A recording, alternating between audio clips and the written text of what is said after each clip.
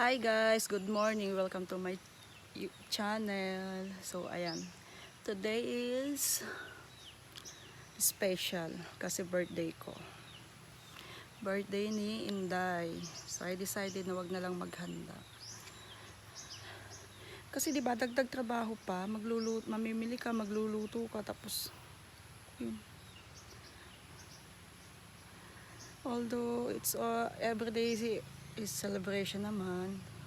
Hanggat humihinga, so may chance to celebrate, hindi lang pag birthday, so everyday as a blessings, diba? Kaya mas may mga priority tayo na dapat unahin.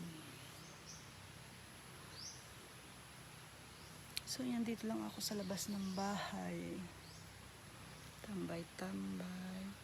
Mahirap kasi lalo na sa hindi rin na kasi ako magluto luto ng mga ganyan, mga pansit, spaghetti. So pwede ako mag-bake ng mga pero wala din gamit. Kaya no handa for today's birthday. So yun lang.